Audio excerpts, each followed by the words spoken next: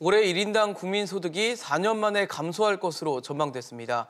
한국은행은 미국 달러화 기준으로 1인당 국민소득이 지난해 33,400달러보다 1,400달러 줄어든 32,000달러 안팎이 될 것으로 예상을 했는데요.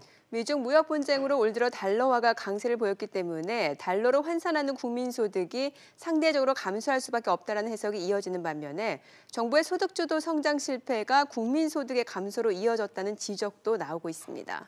여러분은 1인당 국민소득의 감소 어떻게 해석하십니까? 저희 아침 토론으로 여러분의 다양한 의견 많이 보내주시기 바랍니다. 100원의 이용료가 있는 유료 문자 샵 3698번으로 보내주시면 저희가 토론 중간에 또 소개해드리고 전문가들과 함께 의견도 나눠보도록 하겠습니다. 오늘 토론 두 분의 패널 소개해드리겠습니다. 명지대 경제학과 조동근 명예교수, 복지국가 소사이어티 이상구 운영위원장입니다. 두 분 어서 오세요. 어서 오십시오. 반갑습니다. 안녕하세요. 네. 안녕하세요. 조 교수님, 1인당 국민소득이라는 게 어떻게 좀 계산이 되는 거고 올해 이제 한은이 추산한 그 32,000달러의 안팎이라는 숫자는 어떻게 좀 의미로 봐야 될지 조금 좀 기술적인 좀 얘기인데요. 그럴 수 있겠죠. GDP, GNI를 좀 영어인데 조금 네네. 구별하시면 좋을 것 같아요. 네. P는 이제 프로덕트니까 부가가치, 이게 생산에 초점 맞춘 거고요. 예. GNI의 I는 인컴이기 때문에 네. 이건 이제 좀 분배 측면이죠. 소득을 이제 재는 건데 그 GDP는 국경 개념이에요. 그러니까 이제 우리나라에 있는 외국인이 기여한 것도 포함되고요. GNI는 국민 개념. 외국인은 들어가지 않겠네요. 예. 그러니까 이제 손흥민 그 선수가 이제 그 바깥에서 뛰잖아요. 예, 예. 근데 우리나라 GNI 잡혀요. 국민이기 때문에. GDP는 안 잡히겠고요. 그러니까 이제 국경이냐 국민이냐. 그런데 이거는 이제 소득에 중심을 두고 국민 개념이다. 예. 그다음에 또 이제 교육 조건이라고 있죠. 그렇죠. 우리가 파는 게 싸지고 사들이는 게 비싸지면 우리한테 불리하잖아요. 그렇죠. 그런 것도 GNI는 잡혀요.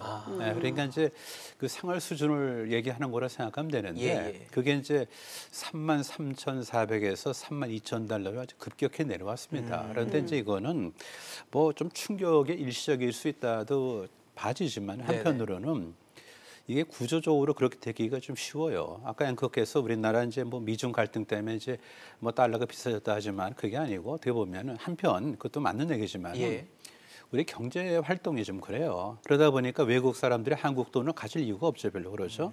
그러다 보니까 원화 가치가 떨어지는 거예요. 그러니까 이제 이게 달러 표시기 때문에 우리나라 이제 원화 가치가 떨어졌고. 또 하나는 이제 명목 국민소득의 증가를 느리기 때문에 이것이 같이 한쪽으로 작용하다 보니까 이런 식으로 33,400에서 32,000달러로 크게 내려온 겁니다. 이게 퍼센티지로 치면은 만만한 게 아니에요. 이 정도 만약에 자기 급여가 줄었다 생각해 보세요. 그럼 좀 그 피부로 느껴지실 겁니다. 그렇겠죠. 그래서 우리가 조금 이제 좀 반전을 꾀야 되는데 뭐 마음 갖고 되겠습니까? 뭔가 우리가 좀 보는 시각이라든지 또는 행동 이런 걸 다 바꿔야 될 것 같아요. 나중에 좀 말씀드리죠. 근데 감소 자체가 이제 4년 만에 감소라고 하더라고요. 그러니까 그렇죠. 그동안은 그래도 올라가던 게 이제 꺾였다라는 얘기인데 그렇죠. 이런 상황은 어떻게 봐야 될까요? 꺾였다는 게 사실 좋은 의미는 아닐 거 아니에요? 뭐 나쁜 거죠. 뭐 제가 네이버 쪽에 한번 이걸 좀 잠깐 봤는데 뭐 굉장히 조롱 또는 뭐 조소적인 게 많더라고요. 우리가 이제 소득 주도 성장을 했는데 뭐 좋아요. 사실 뭐 그렇게 좀 시도는 좋은데 결과적으로 보면은 소득도 줄고 그러다 보니 성장세도 꺾였죠. 그러다 보니까 그야말로 처음 경험하는 게 아니냐. 뭐 이런 얘기가 나오는데 정책 당국이 이거를 뼈아프게 좀 받아들여야 돼요. 그러니까 이 정부가 뭐 정책 실패에 대해서보다도 더 중요한 게 뭐냐면 정책 실패를 인정하고 교정하는 능력 또는 교정하는 자세에 문제가 있다는 겁니다. 제가 볼 때. 그래서 이제 좀 반등이 되면 좋겠어요. 뭐 저희가 간단히 이야기를 나눠봤다시피 이제 1인당 국민소득이 32,000달러 수준으로 전망이 됐습니다. 이 4년 만의 감소세 전환이기 때문에 분명히 우려의 목소리는 있거든요. 그러게요. 뭐 늘어나는 게 좋죠. 그리고 그 감소가 됐다면 증가율이 정체도 아니고 감소가 됐다면 일단 경계하고 또 원인을 분석해봐야 되는데 그것을 너무 확대 해석하는 것도 좀 곤란하지 않겠나 싶습니다. 일단 기본적으로 이 환율의 변동에 따라서 변화가 있는 거고 또 아시다시피 세계 경제가 전체적으로 위축되어 있는 상황이거든요. 예를 들면 뭐 유럽 같은 경우에는 경제 성장률 자체가 1.6%로 줄어들고 네. 일본도 1.2%를 줄어들고 일본도 예. 0.9% 정도의 성장밖에 안 하라고 하는 시점에 예. 우리는 여전히 2% 성장을 지금 하고 있거든요. 물론 예측치보다는 좀 줄어들고 있지만은 그래서 이것에 대해서 너무 예민하게 반응하는 것은 곤란하다. 그 팩트 그 자체로서 우리가 분석하고 대응하는 게 필요하다라는 것이고요. 네. 네. 두 번째 이 국민소득의 과연 그럼 국민 경제에 직접적인 연관이 있는가 이것도 한번 살펴봐야 되는데 예를 들면 3만 불 국민소득이 넘으면 가구마다 평균이 1억 2천씩 벌어야 되지 않습니까? 그런데 그런 가구 별로 없잖아요. 그래서 이것만 가지고 국민 그 생활에 직접 영향을 끼친다라고 확대 해석하는 것도 좀 무리한 부분이 아닌가 싶습니다. 네네. 좀 사실 위원장님께서 이제 너무 확대 해석하는 것은 좋지 않다라는 얘기를 해주셨는데 교수님께서 이제 경제학자시니까 어떻게 좀 보세요? 좀 시각은 다르면 좋아요, 사실요. 네네. 그래서 서로 좀 절충되고 또 균형이 잡혀지는 건데 지금 문제가 뭐냐 우리나라 잠재 성장률보다 좀 밑돌아요. 그렇죠. 그거를 좀 지적할 수밖에 없고요. 또 하나 뭐냐면은 다른 나라들은 우리나라보다 분모가 커요. 소위 그 GDP가. 근데 우리는 이제 뭐 선진국에 들어왔는데 그렇게 큰 GDP 아니기 때문에 그걸 2%에 우리가 만족하면 안 돼요. 그러니까 지금 이 정부 출범하고 나서 내리 3년 동안 세계 성장률 평균보다 낮은 성장률을 실현했고 네. 지금 말씀드린 대로 더 중요한 게 뭐냐면 잠재 성장률, 우리 실력보다 더 낮은 율로 성장했어요 지금요. 그거를 우리가 좀 교정을 해야 돼요. 그래서 물론 비관을 해서는 안 되지만은 그렇다고 뭐 아무것도 아니다는 아니더라도 좀 뭐 일시적이다 이렇게 우리가 그걸 좀 쉽게 생각하는 거는 굉장히 위험합니다. 그래서 말씀드린 대로 좀 뭐 차제에 한번 이건 현실을 보면서 우리가 예. 뭐 좀 잘못 보고 잘못 판단한 게 아닌가라는 그런 이제 성찰의 기회를 삼아야 되겠죠. 네. 자, 그러면 이제 국민소득이 왜 4년 만에 감소세로 전환될 것으로 예측이 되는지 이 부분을 좀 따져봐야 될 텐데 네. 일단 뭐 두 분 다 짚어주신 환율 문제도 있고 저성장 저물가 여기에 대해서는 어떻게 보세요? 그 원인에 대해서는요? 예, 지금 우리나라의 경제 구조 자체가 세계적인 변동에 따른 이 무역의 감소라든지 경제 성장률의 감소 부분에 더해 가지고 지금은 경제 구조 자체가 고도 성장하던 시기는 지나버렸다는 거죠. 예를 들면 조 교수님의 주장대로 하면 역대 김대중 정부 때 그 경제 성장률이 5.3%고 노무현 정부 때 4.5%였거든요. 그런데 이명박 정부 때 3.2%, 박근혜 정부 때 3.1%니까 그럼 그때 잘못했다. 또는 김대중 노무현이 잘했다. 이렇게 성장률만 가지고 평가하는 것은 좀 무리가 있고 경제 구조가 이제는 고성장 구조에서 저성장 구조로 전환되는 시점이다. 그 안에서 과연 국민들 개개인의 생활이 얼마나 좋아지는지 또 방금 말씀하신 대로 잠재 성장률이 얼마만큼 실질 성장률을 전환되는지 이런 것들을 살펴보는 게 더 중요하지 않겠나 싶어서 예를 들면 물가가 지금 저물가로 걱정이다라고 이야기했지만은 얼마 전까지 저희는 물가 상승을 걱정했지 않습니까? 그런데 오히려 저물가가 되면 그 좋아지는 국민들도 꽤 많이 있는 거예요. 그래서 이런 것을 단순한 지표로 옛날 방식대로 20년, 30년 전의 방식대로 계속 해석하는 것은 좀 곤란하고 새로운 상황에 맞춰서 이런 것들을 해석해야 되지 않겠나라고 하는 것이 제 생각입니다. 네, 교수님께서는 사실 우리가 중요한 건 뭐냐면 우리가 같은 기준으로 보는 거거든요. 그러니까 4년 전에 떨어졌죠. 그건 팩트죠. 네. 그럼 왜 그럴까를 우리가 좀 반성을 해야 돼요. 그러면 뭐 예전에 비해서 성장률이 내려간다. 그 맞죠. 하지만은 내려가는 속도 이게 너무 가파른 거고요. 그다음에 좀 다른 나라에 비해서 우리가 그렇게 빠른 속도로 내려갈 만큼 우리가 넉넉하게 좀 비축했냐. 소위 말해서 우리가 잘 사는 나라는 그게 아니에요. 지금 우리가 지금 선진국에 이제 이제 진입한 그런 정도인데 네. 지금 제가 생각할 때는 최소한도 잠재 성장률만큼 우리 2.5%를 보는데 그만큼 가야 돼요. 2.5%. 그러니까 2.5% 이하로 갔다는 건 이게 맹성을 갖다 요구하는 겁니다. 왜냐하면 잠재 성장률은 우리 실력인데 실력만큼 발휘가 안 된 거예요. 그러니까 이제 예를 든다면 시험 공부는 열심히 했는데 답안지는 아주 형편없는 거라고요. 뭐가 달라요 사실요. 그러니까 그 원인이 뭐냐면 제도적인 마찰이에요. 뭔가 좀 과거의 어떤 이념에 철진한 이념에 우리가 지금 거기에 경도돼 있지 않나. 그리고 국가가 모든 걸 책임진다 하면서 국가가 무슨 능력이죠? 그러다 보니 많은 사람이 국가만 쳐다보는데 국가는 무산국가예요. 무산국가. 따라서 이런 거 등등 볼 때 분명한 거는 정책 실패에 따른 저성장이에요. 이걸 인정하지 않으면 회복할 방법이 없어요. 그걸 갖다 무슨 추세다, 뭐 일시적이다. 그럼 우리가 뭐 그냥 너무 낙관적인 그런 기조로 갖고 간다면은 미안한 얘기지만은 3050 클럽 우리가 알잖아요. 네네. 좀 있으면 3050에서 탈락할 수가 있어요. 탈락할 수가 있다고요. 그게 왜 안 된다는 법이 있습니까? 그러니까 제가 비관적인 얘기를 하는 게 아니고 현실을 직시를 하고 왜 그렇게 됐나를 우리가 성찰을 하지 않고서는 나빠진 추세를 막을 수가 없다 이겁니다. 네. 자, 시청자분들은 그러면은 이 국민소득이 4년 만에 감소세로 전환될 것으로 예상되는 상황을 어떻게 받아들이는지 그 의견을 좀 살펴보도록 하겠습니다. 끝자리 7292님이 잘못을 인정해야 바른 해결책이 나오는데 이번 정부는 글렀다라고 또 올려주셨네요. 네, 8335님은 정부 탓하지 말자. 그동안 거품 경제였잖아요. 라고 문자를 주셨습니다. 네. 자, 그리고 끝자리 3353님이 중소제조업이 위기에 있습니다. 그들의 사기를 다시 진작시켜야 합니다. 올려주셨네요. 네, 0206님은 원인은 인구 감소가 가장 큰 원인입니다. 어떤 정권도 인구 감소엔 당해낼 수 없겠죠. 구조적인 문제를 좀 짚어주셨습니다. 네, 끝자리 3694님이 중국의 횡포를 극복하지 못한 결과다. 중국의 기술 탈취는 국내 중소기업도 고사시킨다라고 올려주셨습니다. 네, 2472님 고집불통 정책 바꿀 생각이 없다라고 지적을 해주셨습니다. 네, 계속해서 여러분들의 다양한 의견 받아보겠습니다. 샵 3698 100원의 이용료가 있는 유료 문자로 다양한 의견 많이 보내주시기 바랍니다. 네, 사실 아까 위원장님께서는 그 국민소득이 국민 생활에 얼마나 영향을 주는지 봤을 때 그렇게 뭐 직접적으로 큰 영향을 주지는 않는다라고 지적을 해주셨는데 사실 나라 발전이나 경제 성장을 볼 수 있는 지표들이 굉장히 여러 가지가 있잖아요. 꼭 국민소득만이 그 지표를 대변하는 건 아닐 텐데 다른 지표들을 함께 봤을 때는 어떤 지표들을 좀 함께 보면 좀 알 수 있을까요? 최근에 문재인 대통령이 국민과의 대화에서도 인용을 하셨는데요. 예를 들면 고용 지표 같은 경우에 우리나라가 그냥 좋은 정도가 아니고 미국보다도 더 좋습니다. 그래서 2009년도에 작년에 한 해 동안 늘어난 평균 취업자 숫자가 9만 7천 명이었는데 올해 물경 27만 6천 명이 늘어났거든요. 이런 것들을 보면 이 고용률이 15세에서 64세 고용률 같은 경우에는 우리나라가 경제개발을 시작한 이래 30년 만에 최고치를 기록하고 있다는 거죠. 이런 것만으로도 그렇게 이게 과연 국민소득 3만 불이 위협받는 그런 정도의 위기 상황인가라는 거하고는 좀 안 맞지 않습니까? 그리고 또 소득 분배 지표 같은 경우에도 옛날에 3만 불 소득이 되고 뭐 엄청나게 OECD국 가입되고 잘 산다 했지만은 다수의 국민들은 그게 내하고 뭔 상관인데 이런 질문을 했던 이유가 내 삶이 별로 변화가 없었다는 거죠.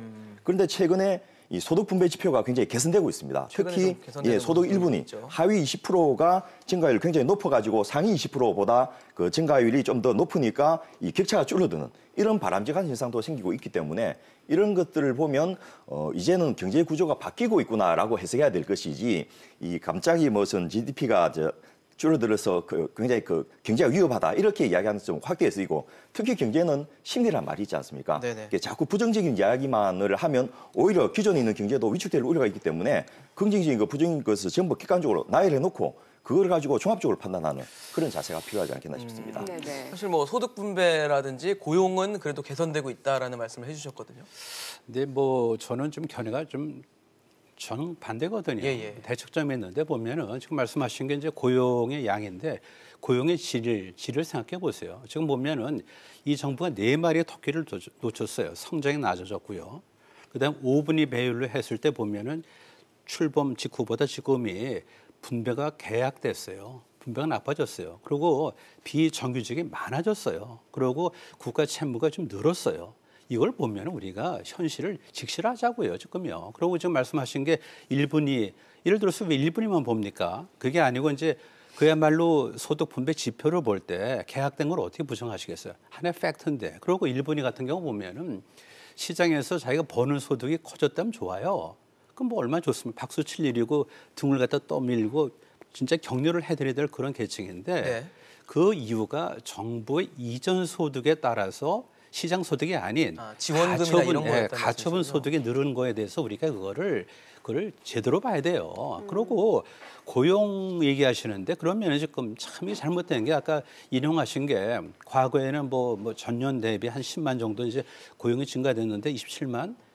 그럼 지금 보자고요. 그렇게 숫자로 보실 겁니까? 그럼 왜 제조업 40대 고용 한 자리하고 세금을 갖다 투입해야 되는 60세 넘는 사회일자리 한 자리 어떻게 등가물이 됩니까?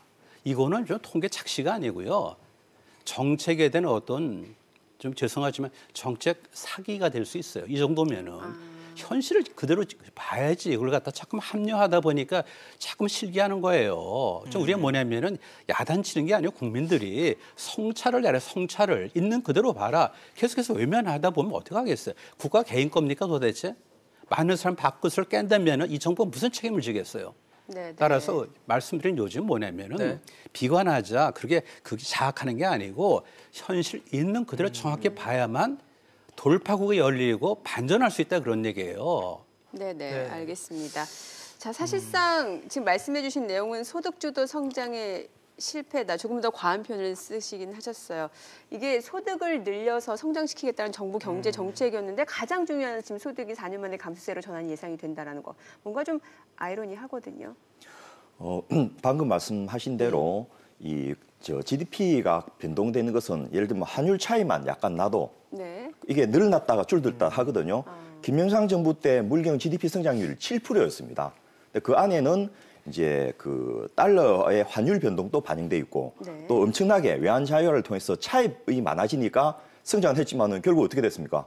97년도 외환 위기를 맞았지 않습니까? 네. 또 이전 이명박 정부 시기에 엄청나게 건설 경기를 부양해가지고 집을 많이 짓고 그것 때문에 집값도 오르고 굉장히 좋아졌는데 지금 그 후가로 굉장히 이제 국민들이 이제 건설 경기가 위축되고 또 실제 경제와는 상관없이 집값이 오르니까 경제적 어려움 겪는 이런 일들 겪는 보면서 저희는 외형상의 명목상의 성장에는 조금 이제는 그 눈을 돌리고 실질적으로 국민의 삶에 그 좀 눈을 바꿔야 되는 그런 시점에 있고요. 네. 두 번째로 뭐 예를 들어 소득 분배가 그 악화됐다고 하는데 명백하게 지금 소득 분배 그 5분위 배율이라 하죠.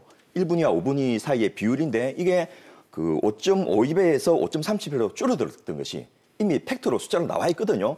그걸 가지고 소득 분배가 악화되었다라고 이야기하는 건 곤란하고 특히 1분위 같은 경우에 고용률이 40%밖에 안 됩니다. 평균 연령이 63.7세거든요.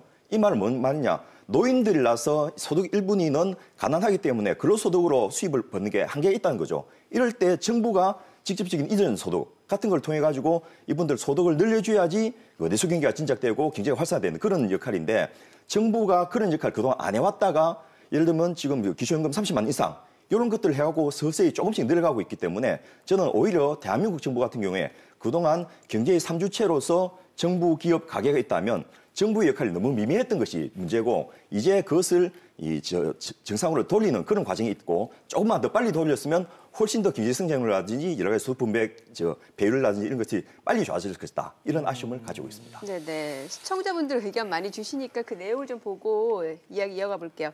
끝자리 8336님이 이번 정부가 내놓은 경제 정책들이 다 망했다. 최저임금 인상 그리고 회사가 세계에서 경쟁력을 잃게 만들었다. 그래서 어떤 부작용과 경제가 망하게 되는지는 관심이 없었다라고 올려주셨네요. 네. 또 8831님께서는 무능한 정권이 세금을 뿌리는 포퓰리즘 정책에만 의존했습니다라고 지적해 주셨습니다. 네, 자 그리고 끝자리 2679님이 국민소득이 낮아진 이유는 다문화, 외국인 노동자, 복지정책, 대북 지원이 큰 원인이다. 네.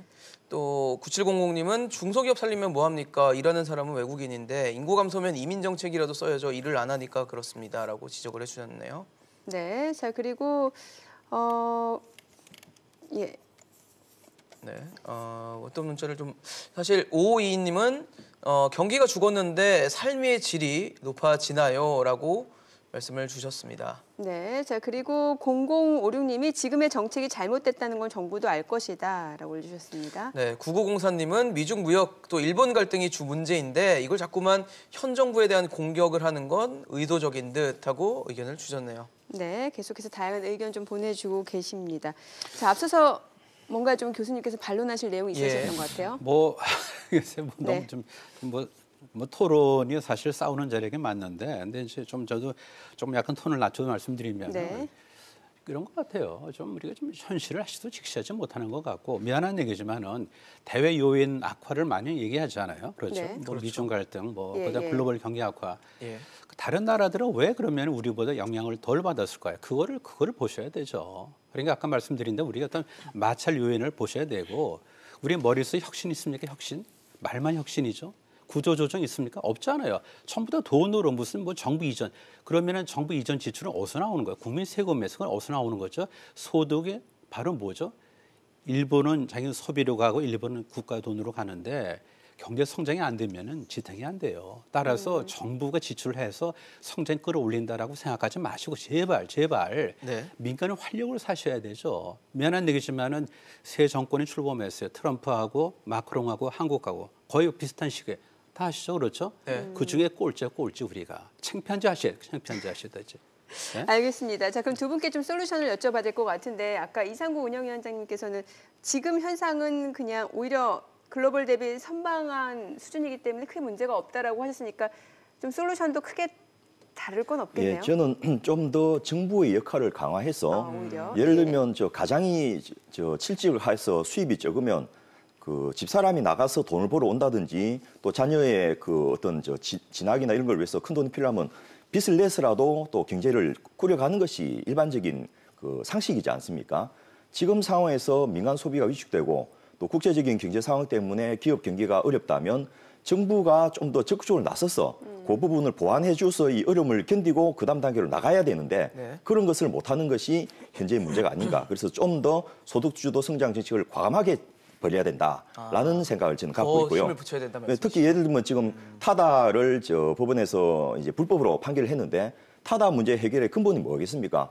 4천만 내지 8천만 원의 개인 택시 가진 분들은 자기 재산이 그 사라진다고 이렇게 위협을 느끼기 때문에 새로운 신기술이나 새로운 이 경제 모델이 나오면 그 모델이 전 국민에게 골고루 소득이 될 수 있도록 예를 들면 타다에서 벌어들인 소득하고 10년 동안 나눠서 이 개인 택시 가진 사람들의 보상을 해준다든지 또 정부가 적극적으로 나서서 개인 택시 하는 분들이 당장 실직자가 되지 않고 생활을 유지할 수 있도록 복지 정책을 강화해 준다든지 이런 것을 해야지 이게 근본적으로 해결되는 거거든요.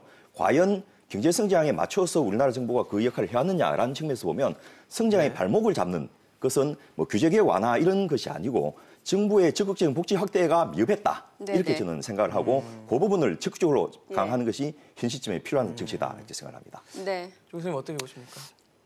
뭐 지옥에 이르는 길은 선의로 포장되어 있다 다 아시는 경험이죠. 그렇죠. 지혜죠. 그런데 보면은 뭐 국가가 국민의 삶을 책임진다 이런 얘기를 좀 하지 마세요. 미안하지만. 그러니까 국가가 1세대 다시 1분위 소득에 대해서 지원은 좋지만은 그거는 배려예요. 어떤 사회복지 차원이긴 한데 네.